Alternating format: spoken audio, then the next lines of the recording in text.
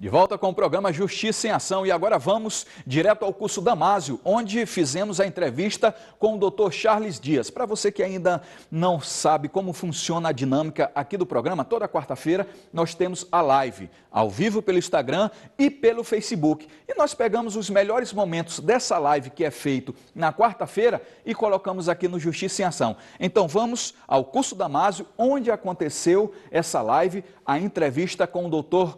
Charles Dias, veja.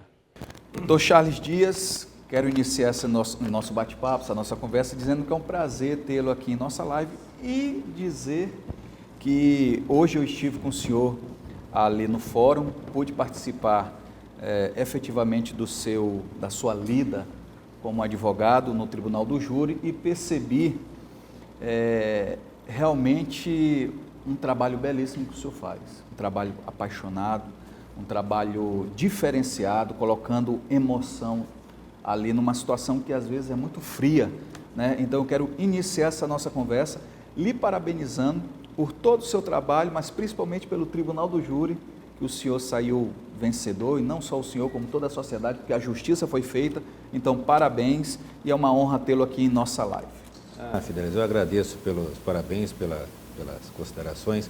Mas quero te dizer que, na verdade, no Tribunal do Júri, quando o júri julga quem ganha ou quem perde, a depender do julgamento, é a justiça.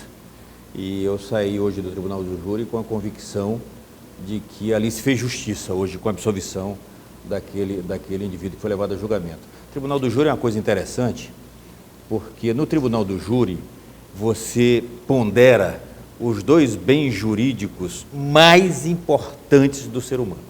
Quais são eles? Vida, de um lado, e liberdade do outro. O Tribunal do Júri, você sabe, ele julga os crimes dolosos, tentados ou consumados contra a vida. Sim. E na hora que você coloca para julgamento da sociedade este crime contra a vida, você está ponderando do outro lado a liberdade daquele que praticou, ou sob um excludente de ilicitude, ou não praticou e está sendo acusado injustamente. Então, é uma discussão realmente muito apaixonante, muito interessante, e para mim, pessoalmente, é a musa do direito.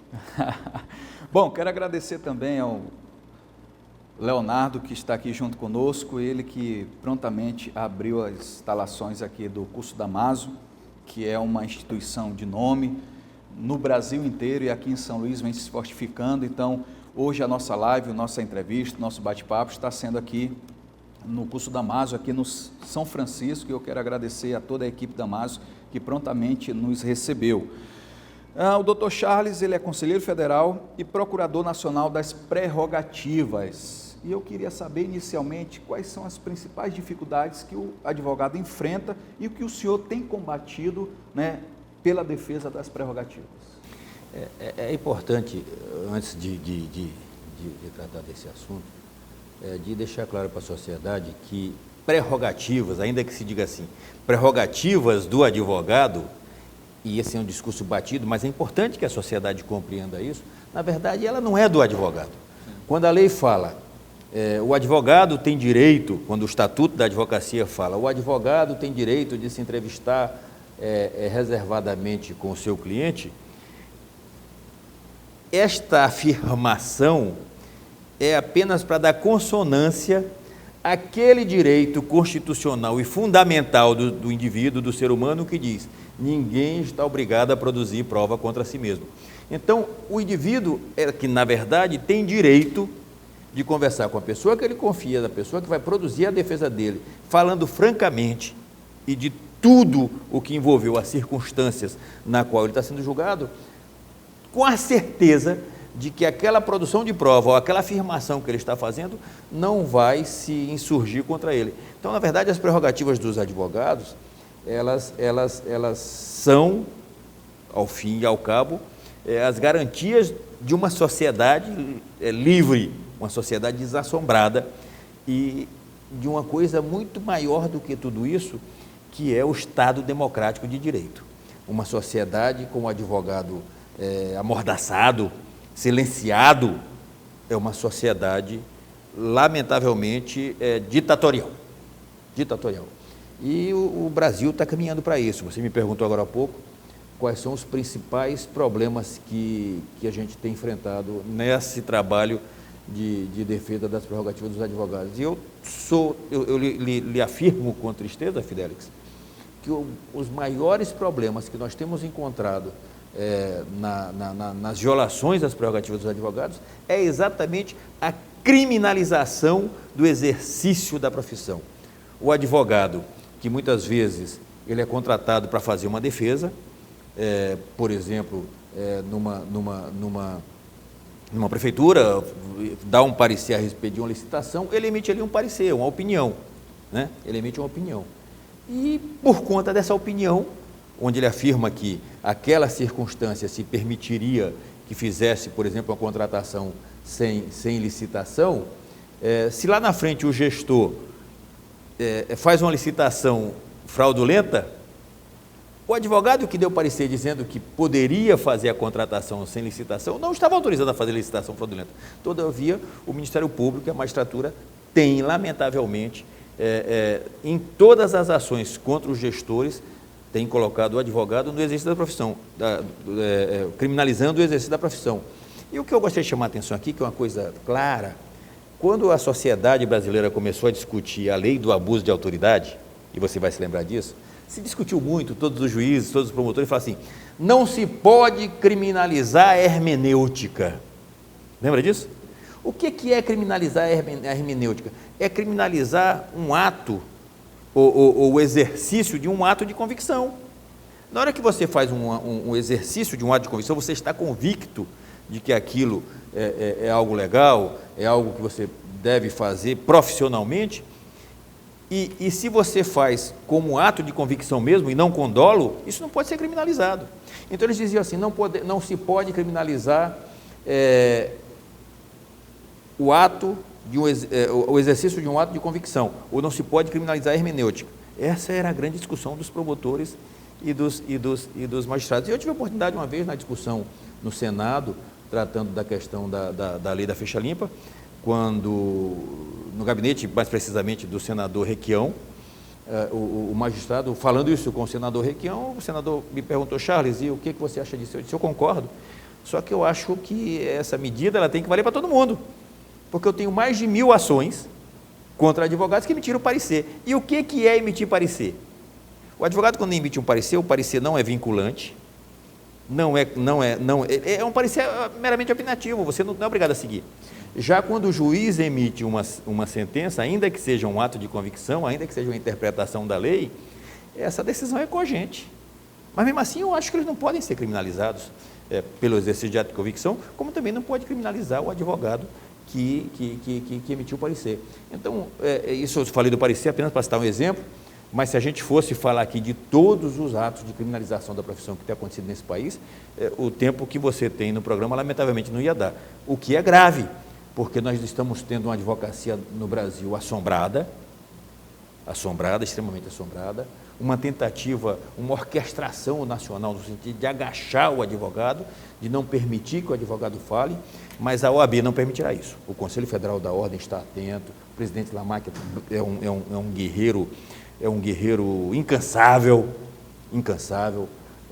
nos liderando numa batalha que na verdade, é uma verdadeira cruzada na valorização e na garantia de um exercício livre, tranquilo e desassombrado da advocacia brasileira. Só para concluir essa fala, para você ter uma ideia, eu tenho viajado esse país de norte a sul, de leste a oeste, e já viajei quilômetros suficientes dentro desse país, defendendo advogados, em todos os estados da federação, que se colocados numa linha, daria para dar algumas voltas em volta da terra já.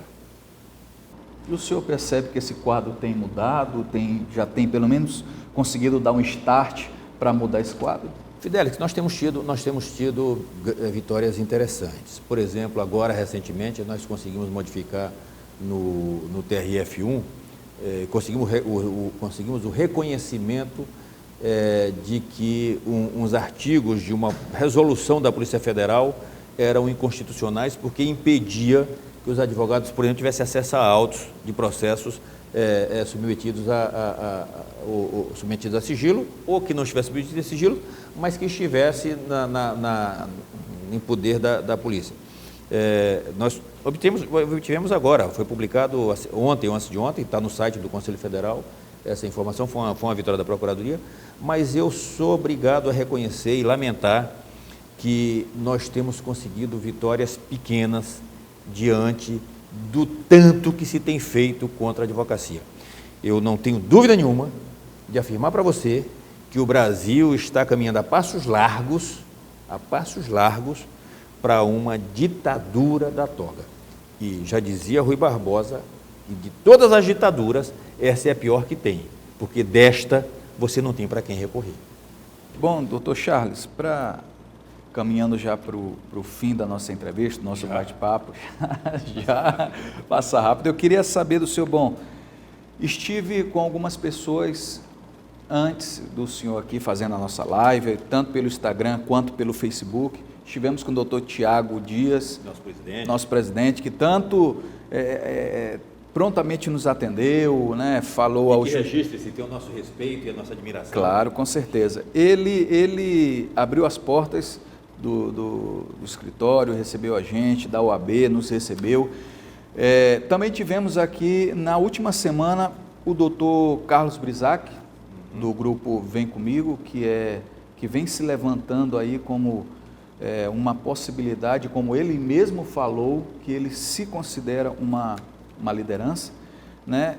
E já tivemos posteriormente o doutor João Milson, que lançou uma pré-candidatura à presidência da OAB, e eu queria saber a sua opinião sobre eleição, particularmente voltada para a OAB. Eu acho que é legítimo, Fidelis, que cada candidato é legítimo e é salutar. Sim. Tá? Que cada advogado pleiteie presidir a sua instituição. Eu acho legítimo, para aqueles que têm esse desejo, eu acho absolutamente legítimo se ele reúne os requisitos objetivos, que é 5 anos ininterruptos de advocacia, também 5 anos de inscrição na ordem, por conseguinte, não está ocupando o cargo. Se ele reúne esses requisitos, eu acho extremamente legítimo que ele pleiteie, que os advogados pleiteiem uma posição de algum cargo dentro da ordem, presidente, conselheiro, enfim. Eu admiro isso, eu até estimulo essa atitude e acho que isso é muito salutar. Agora, nós estamos no meio deste mandato. Sim. Né? A eleição na OAB, ela vai se realizar em novembro de 2018. Isso, após as eleições para governador. Qualquer movimento no sentido de antecipar a eleição é um contrasserviço à própria advocacia. Diferentemente da política partidária, onde o gestor chega e fala assim, o prefeito, por exemplo, daqui de São Luís, fala assim, lá no Coradinho não votaram em mim, eu não tive voto no Coradinho, eu só tive voto na Ilhinha, no Anjo da Guarda, então eu não vou fazer nada no Coradinho, eu só vou fazer na Ilhinha, no Anjo da Guarda, porque são meus eleitores. Na advocacia não dá para dizer isso. Na advocacia não dá para dizer, eu não vou fazer isso por esse advogado porque não votou em mim e vou fazer. Na advocacia, como eu tenho falado, por exemplo, essas viagens que faço, um dia desse uma pessoa me falou assim, Charles, e as violações de prerrogativas que ocorrem aqui no Maranhão? Né? Você não atua, estou atuando nas violações de prerrogativa aqui no Maranhão, mas não era mais interessante que você atuasse mais aqui? E eu respondi, onde é que a gente consolida os direitos? Nos tribunais superiores. Então, essa luta pela advocacia, ela tem que ser um trabalho conjunto de todo mundo, entendeu, Fidelis? A gente tem que todo mundo trabalhar junto, todo mundo tem que se unir, tem que se fortificar, como outras profissões. E esses palanques que se formam durante o mandato para atrapalhar o gestor, isso é muito danoso ao processo administrativo da OAB. Tanto o palanque que se forma por oposição, como o palanque que se forma por situação. Eu lamento muito que, ao invés de nós estarmos aqui discutindo ações de valorização da advocacia, de respeito aos advogados, ações, enfim, de promoção da jovem advocacia, que tem dificuldades tremendas para se inserir no mercado, hoje em dia nós somos, no Brasil, um advogado para cada 200 habitantes. um advogado para cada 200 habitantes. Nós somos um graduado em direito para cada 33 habitantes. Ou seja, se não fosse o exame da ordem, nós teríamos um advogado no Brasil para cada 33 habitantes. Isso é um problema que a advocacia como um todo tem que discutir. Essa questão da inserção no mercado de trabalho. Então, esses eventos de discussão de eleição antecipada, isso acaba com a gestão, né? E eu acho que tumultua, né? Tumultua. E eu acho que não é momento para se discutir isso. Mas posso também lhe antecipar que eu não serei candidato a presidente de OAB, não tenho nenhum interesse. Está decidido. Não, o meu caminho, se eu encontrar, evidentemente, apoio para isso, claro que isso não é uma decisão pessoal, isso é uma decisão de grupo, né? Eu tenho o meu desejo pessoal, né? Eu tenho o meu desejo pessoal. Mas quem decide o que nós vamos fazer, o que cada um vai fazer, é um grupo que nós fazemos parte. Ninguém tem vontade própria dentro desse grupo. Assim, não, eu vou fazer, eu não posso. Se meu voto só me elegesse, eu até podia. Mas nós somos 10 mil advogados do Maranhão, 12 mil advogados do Maranhão. E nós fazemos parte de um grupo. Então, esse grupo é que vai dizer o que vai acontecer. E se dentro desse grupo houver a predisposição de me reconduzir ao Conselho, até por conta do trabalho que nós estamos fazendo, que é um trabalho grande, ainda tem muito para ser feito ao Conselho Federal, o meu desejo é de retornar para o Conselho Federal. Agora, você vai perguntar assim, Charles, você é candidato ao Conselho Federal? Não sei. Porque depende do grupo. Não, porque nesse momento eu não estou nem discutindo isso. Entendeu? Eu não estou nem discutindo isso. Está entendendo? Esse assunto nós não estamos nem tratando, nós estamos tratando de outras questões. Agora, lá, quando chegar a eleição, se eu disputar algum cargo, ou se me for dada a oportunidade de disputar algum cargo, o cargo que eu gostaria de pleitear e de disputar seria o cargo hoje que eu já tenho e que eu iniciei um trabalho, para você ter uma ideia, o ano passado nós fizemos 7 mil atendimentos de casos de violação de prerrogativa na Procuradoria Nacional de Defesa Prerrogativa. E este ano, nós estamos agora em julho, nós já vamos para mais de 5 mil. Esse ano nós vamos terminar com 11 mil atendimentos de violação de prerrogativas, de atendimento de violação de prerrogativas no país. Processos de habeas corpus, habeas corpus para trancamento de ação penal, mandado de segurança para garantir defesa de prerrogativa, defesa em ação penal de advogado, isso a gente tem no Conselho Federal, dentro da Procuradoria, aos milhares. Eu estou toda semana em Brasília, quem me acompanha pelo meu Face, pelas redes sociais onde eu posto alguma coisa, vai poder perceber que eu estou toda semana em Brasília. Esse mês eu pude ficar aqui por causa do recesso nos tribunais superiores, mas estou toda semana em Brasília despachando com ministros, fazendo sustentação oral nos tribunais superiores, nos TRFs, enfim, é um trabalho grande, é um trabalho grandioso e que me dá muito prazer. E eu gostaria, se me for dada a oportunidade, de continuar fazendo esse trabalho. Perfeito. Quero agradecer ao doutor Charles Dias pela participação aqui em nossa live, tanto pelo Instagram quanto pelo Facebook. E sábado que vem nós teremos os melhores momentos dessa entrevista no programa Justiça em Ação. Doutor Charles, uma honra recebê-lo aqui. Mais uma vez, muito obrigado. Eu que agradeço, a honra é minha. E eu quero dizer para você que, dizer aqui para os seus telespectadores, não sei como é que chama, se chama telespectadores. Também. Nas redes sociais, não sei se é telespectadores, mas dizer para os seus telespectadores que foi uma satisfação muito grande estar aqui e dizer para você o seguinte, se vocês não me verem mais aqui é porque ele não me convidou, estou com muita vontade de voltar. Muito bem, muito obrigado. Quero registrar a presença do doutor Adelmano Benigno, também que está aqui junto conosco, da doutora... Como? Dayana, né? Dayana Brito, doutora Dayana Brito, um dos sócios, Leonardo, está aqui junto conosco do curso Damásio. Quero agradecer a todos pela audiência e vai ficar 24 horas no Instagram e por toda a posteridade aí no Facebook. Comentem o que vocês acharam da entrevista e sábado que vem na TV Guará a partir das 12h30.